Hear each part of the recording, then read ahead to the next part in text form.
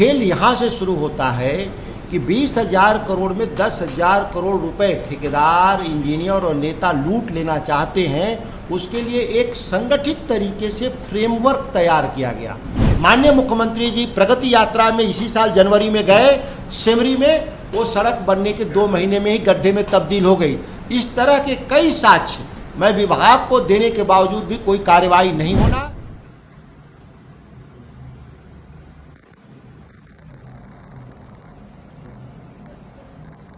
और जो लोग पैसा नहीं देगा, सही कागज रहते हुए भी उनको टेंडर से बाहर कर दिया जाएगा। ये इसलिए मैं कह रहा हूं कि साक्ष्य है, केवल आरोप लगाने के लिए मैं आरोप नहीं लगा रहा हूं। बिहार में ग्लोबल टेंडर होने के कारण छोटे ठेकेदारों को काफ़ी परेशानी झेलनी पड़ रही है और इस परेशानी का शिकार सुधाकर सिंह ही हो गए। आपको बता दें, सुधाकर सिंह आज प्रेस कॉन्फ्रेंस बुलाए और ग्रामीण कार्य विभाग की जो काम है उसको लेकर उन्होंने बखान किया और बताया कि किस तरह से ग्रामीण कार्य में लूट खसोट चल रहा है। सुधाकर सिंह के पास से जो फरियादी हैं वो फरियाद लेकर पहुंचते हैं और फिर सुधाकर सिंह पूरे मामले को देखते हैं।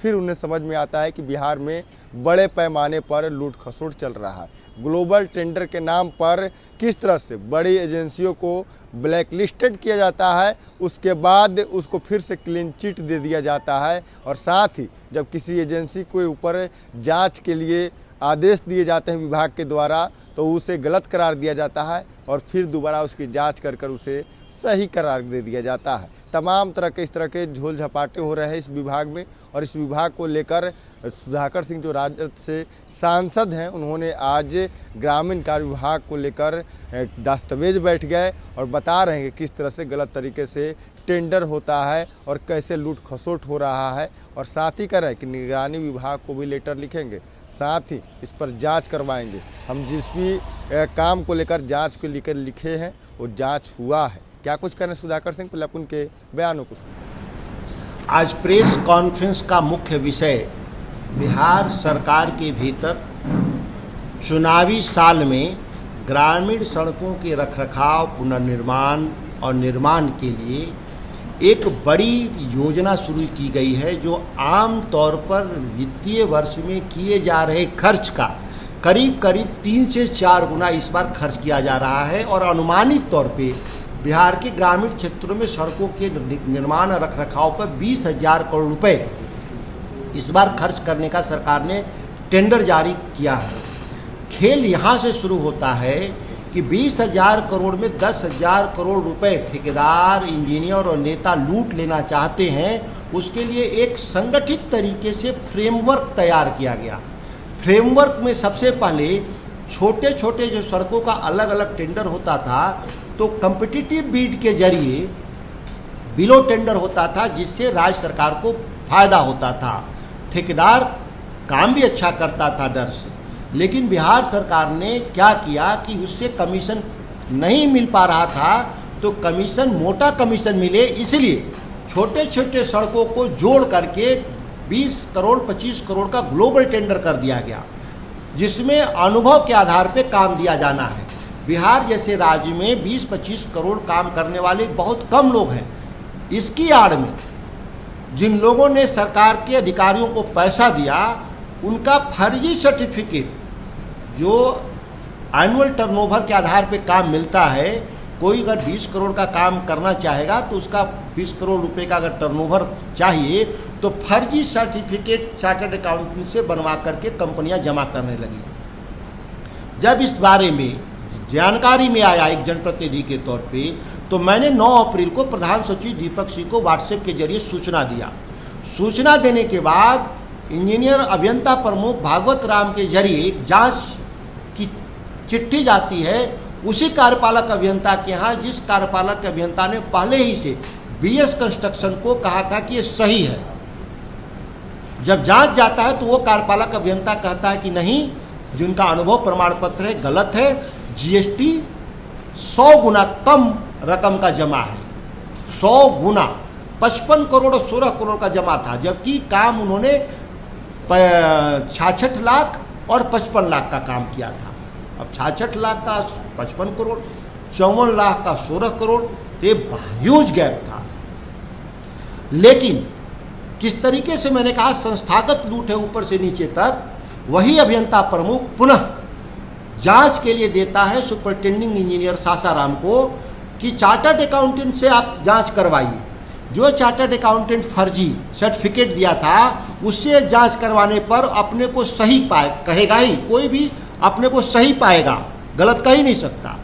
और सरकार के पास एक कमेटी के जरिए जिसमें 5 लोग हैं, अभियंता प्रमुख हैं और नोडल पदाधिकारी हैं और मुख्य अभियंता हैं, ये 5 लोगों की कमेटी के सामने जब साक्ष्य के तौर पे जीएसटी का जो निकाला गया हुआ सर्टिफिकेट था, जीएसटी का सर्टिफिकेट भारत सरकार और राज्य सरकार के ज्वाइंट ऑपरेशन में वो डेटा संरक्षित है, उस डेटा के रहने के बावजूद भी एक फर्जी चार्टर्ड अकाउंटेंट के द्वारा दिए गए साक्ष्य के आधार पे पुनः बीएस कंस्ट्रक्शन को काम देना, यह जाहिर करता है कि जो लूट है उसमें कोई एक अकेला व्यक्ति नहीं है। इस लूट में ऊपर से नीचे तक सभी लोग शामिल हैं, जिसकी जांच के लिए हमने सरकार को, जो निगरानी विभाग है उसको मैंने लिखा, माननीय लोकायुक्त को लिखा कि जांच कर कठोर कार्रवाई करें, जिससे बिहार में सड़कों की गुणवत्ता बनी रहे। ग्रामीण क्षेत्रों में 2-3 सालों से मैं देख रहा हूं लगातार कि गुणवत्ता नियंत्रण के लिए कोई कार्रवाई नहीं हो रहा है। ठेकेदारों से कमीशन लेकर के पूरी तरह अधिकारी मैनेज हैं। माननीय मुख्यमंत्री जी प्रगति यात्रा में इसी साल जनवरी में गए, सिमरी में वो सड़क बनने के 2 महीने में ही गड्ढे में तब्दील हो गई। इस तरह के कई साक्ष्य मैं विभाग को देने के बावजूद भी कोई कार्रवाई नहीं होना। आपको जरूरत पे मैं सभी कागज दे दूंगा और इसके साथ मैंने सभी साक्ष्य लगाया भी है कि किस तरीके से फर्जी सर्टिफिकेट के आधार पर लोगों को काम दिया गया। आप इसको आप देख सकते हैं, चार्टर्ड अकाउंटेंट जो लिखा है कि इतना इतना करोड़ का वो काम किए हैं, जबकि अधिकारियों के एक वर्ग द्वारा साबित किया गया कि फर्जी है, दूसरे वर्ग के द्वारा साबित किया गया असली है, और नकली वाले के ही पक्ष में बिहार सरकार के 5 वरिष्ठ अधिकारी और प्रधान सचिव ने मिल करके निर्णय लिया। इसीलिए इन लोगों पे कठोर कार्रवाई, राजकोष के लूट के दोषी मानते हुए कठोर कार्रवाई होनी चाहिए और दोषी व्यक्तियों को जेल भेजा जाना चाहिए। क्या इनकी संपत्तियों की भी जांच होनी चाहिए ऐसे अधिकारियों? आपने देखा होगा कि ईडी ने इसी विभाग के एक रिटायर्ड अधिकारी की जांच करके एफआईआर दर्ज किया, शायद गिरफ्तारी भी हुई थी। कई अधिकारियों के घर से पैसे भी मिले। जिस तरीके से वरिष्ठ अधिकारियों को रिटायर होने के बाद भी संविदा के आधार पर वित्तीय मामले की देखरेख बिहार जैसे ही राज्य में संभव है, दूसरे राज्य में नहीं। कोई अगर किसी को संविदा पे रखा भी जाता है तो उसको वित्तीय अधिकार नहीं दिए जाते। ये बिहार ही एक ऐसा राज्य है जो वित्तीय अधिकार भी देता है कि लूट जो आप कर रहे हैं वो अपनी लूट का मात्रा बढ़ा दे, डबल कर दे, और इससे लोगों को जांच बिहार सरकार से तो कम उम्मीद है कि करेंगे। ऐसे लोगों के खिलाफ तो केंद्रीय एजेंसियां ही कुछ कर सकती हैं। ग्लोबल टेंडर होने के कारण जो बिहार के छोटे ठेकेदार हैं वो काफ़ी नाराज हैं, उनको काम नहीं मिल रहा है, बाहर के लोगों को काम दिया जा रहा है। क्या लग रहा है इस बात में 100 नहीं 110% सच्चाई है, लेकिन इसका एक दूसरा पहलू है कि ग्लोबल टेंडर होने से लागत बढ़ गया रोड का। जो सड़कें 100 रुपये के टेंडर में जब आते थे तो बिलो टेंडर में वो 70 रुपये में बन रही थी, 75 रुपये में बन रही थी। इससे बिहार सरकार को बचत होता था, वो बचत खत्म हो गया। वह बचत अधिकारियों और ठेकेदारों में बट रहा है। ये सबसे बड़ा इसकी चुनौती है। और ये बाहरी लोग हैं तो बिहार के लोगों को रोजगार भी नहीं मिल रहा। मैं बताना चाहता हूँ कि बिहार में डबल इंजन की जो सरकार है नीतीश कुमार वाली, इसमें कोई ऐसा विभाग नहीं जो भ्रष्टाचार के आकंठ में न डूबा हो। उसी कड़ी में आज ग्रामीण कार्य विभाग के बारे में बताना चाहता हूं, खुलासा करना चाहता हूं कि जिसके जिम्मे बिहार में ग्रामीण सड़कों के निर्माण की जिम्मेदारी है और बिहार के भीतर चुनावी साल होने के नाते, चुनावी साल होने के चलते इस विभाग का जो बजट है वह 3 से 4 गुना बढ़ा दिया गया है। तकरीबन इस वर्ष 20,000 करोड़ रुपए खर्च किए जा रहे हैं बिहार राज्य के ग्रामीण सड़कों के निर्माण, उन्नयन, रखरखाव के लिए। सबसे आश्चर्यजनक बात यह है कि यह 20,000 करोड़ रुपए की परियोजनाओं में जिस तरीके से भ्रष्टाचार को डिजाइन किया गया है संस्थागत रूप से, 10,000 करोड़ से ज़्यादा रकम राजनेताओं, प्रधान सचिव दीपक सिंह, अभियंता प्रमुख भागवत राम सहित बिहार के निचले अधिकारियों ठेकेदारों द्वारा 10,000 करोड़ रुपए लूट लिए जाएंगे, जिसका मैं साक्ष्य के साथ इस बात को रखना चाहता हूं कि किस तरीके से इन लोगों ने जो तैयार किया है लूट का तंत्र, उसको हम संक्षेप में बताना चाहते हैं। बिहार में जो ग्रामीण सड़कों का निर्माण या रखरखाव हो रहा था, तो यह परियोजना के आधार पर होता था, एक यूनिट के आधार पर होता था कि किसी गांव में एक सड़क बनानी हो तो एक यूनिट माना जाता था और इस यूनिट के आधार पर टेंडर निकाला जाता था। लोग चूंकि जो छोटे ठेकेदार इस काम में न आ सकें, बड़े ठेकेदार आए, इसलिए वह सभी छोटे छोटे सड़कों को मर्ज करके उन परियोजनाओं की लागत को 20 से 25 करोड़ रुपया प्रति इकाई कर दिया गया, जिसके चलते जो छोटे ठेकेदार थे इस कंपटीशन से बाहर हो गए। दूसरी बात, जब 20 से 25 करोड़ की परियोजनाओं में टेंडर डालने की बारी आई, उसमें फर्जी अनुभव, एनुअल टर्नओवर जो उसका सबसे जरूरी तत्व है, एनुअल टर्नओवर फर्जी तरीके से संवेदकों के द्वारा, ठेकेदारों के द्वारा लगाया जा रहा है पूरे बिहार में। यह अभियंता प्रमुख, सहायक अभियंता, कनीय अभियंता, कार्यपालक अभियंता, मुख्य अभियंता सहित ये तमाम लोग इस सिस्टम में जो लगे हुए लोग हैं, उन लोगों के पास एक सिंडिकेट बना दिया है कि जो लोग कट मनी पहले दे देंगे सरकार के अधिकारियों को, उनके कागज फर्जी तरीके से भी पास कर दिए जाएंगे, और जो लोग पैसा नहीं देगा, सही कागज रहते हुए भी उनको टेंडर से बाहर कर दिया जाएगा। ये इसलिए मैं कह रहा हूं कि साक्ष्य है, केवल आरोप लगाने के लिए मैं आरोप नहीं लगा रहा हूं। और इस मामले में एक उदाहरण के साथ मैं बताना चाहता हूं कि VS कंस्ट्रक्शन सड़क निर्माण के लिए भभुआ में एक रोड के लिए एक ग्रुप ऑफ रोड के लिए उन्होंने डाला, जिनका एनुअल टर्नओवर मात्र 54 करोड़ और 54 लाख और 66 लाख रुपए था 2 साल में। 2021-22 में उनका 66 लाख और 54 लाख था, लेकिन उन्होंने टर्नओवर कितना दिखाया? 16 करोड़ और 55 करोड़। अब समझ में नहीं आया कि जिसकी क्षमता 54 लाख 66 लाख है, वह एक फर्जी सर्टिफिकेट के जरिए VS कंस्ट्रक्शन विभाग में कागज जमा करता है कि हम 55 करोड़ रुपए और 16 करोड़ रुपए का हम काम किए हैं, जबकि यह टर्नओवर का जांचने का एक ही तरीका है कि उन्होंने GST कितना भरा।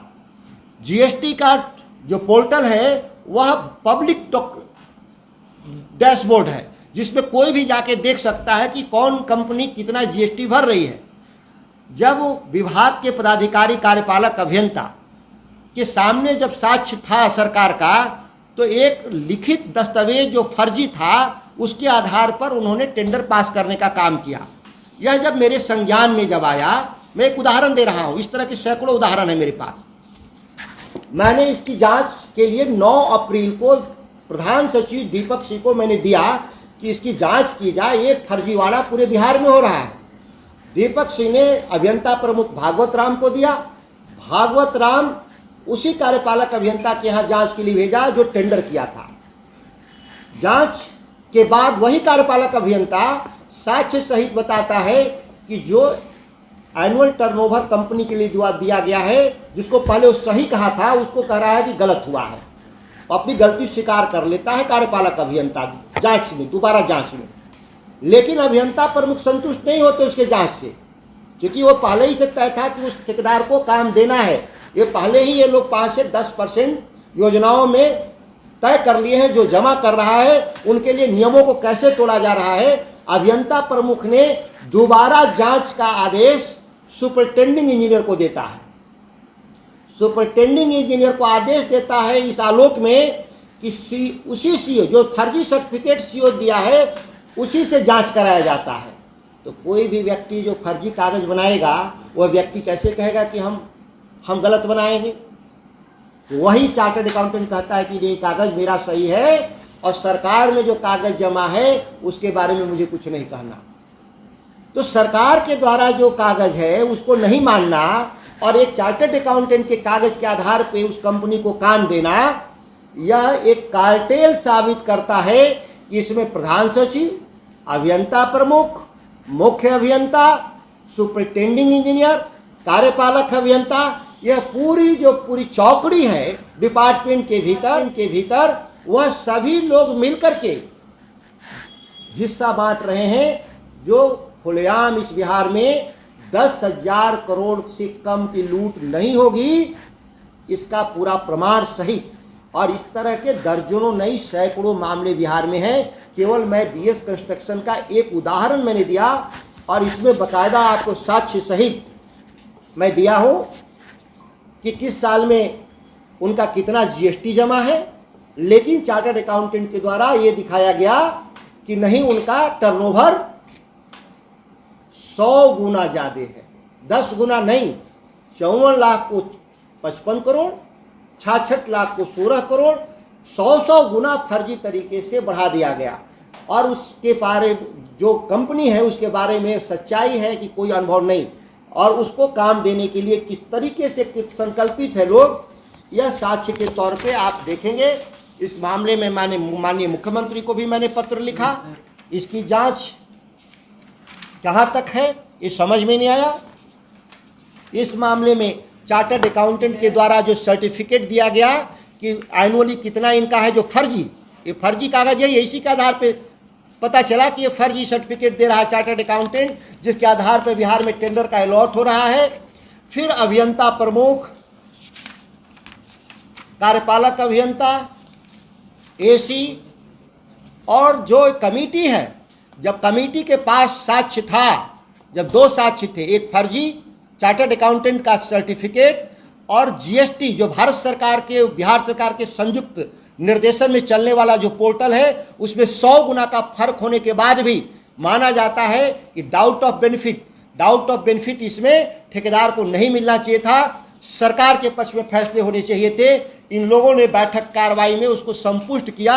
यह इतना बड़ा कार्टेल है जिसकी जांच निगरानी विभाग के द्वारा सरकार कराए, जिसको मैं पत्र भी लिख रहा हूं, बिहार में लोकायुक्त को भी मैं पत्र लिख रहा हूं। ये सारे कार्टेल की जांच करके बिहार में ग्रामीण सड़कों में जो निर्माण में जो भारी भ्रष्टाचार और लूट है वह आपको देखने को मिलेगा। माननीय मुख्यमंत्री जी बक्सर लोकसभा के सेमरी में गए थे, प्रगति यात्रा के क्रम में जिस सड़क का निर्माण हुआ था जनवरी में, वह सड़क मार्च में ही गड्ढे में तब्दील हो गई है, जिसका पूरा फोटो साक्ष्य विभाग को मैंने दिया था। कई सड़कों का बिहार में, जिस एक जनप्रतिनिधि होने के नाते लगातार हम ग्रामीण क्षेत्रों में जाते हैं, खराब सड़कों का जांच के लिए पत्र लिखते हैं या फोटोग्राफ भेजते हैं, लेकिन इधर नई परंपरा है 2-3 सालों से मैं देख रहा हूं कि विभाग में जांच की पूरी प्रक्रिया ठप कर दी गई है।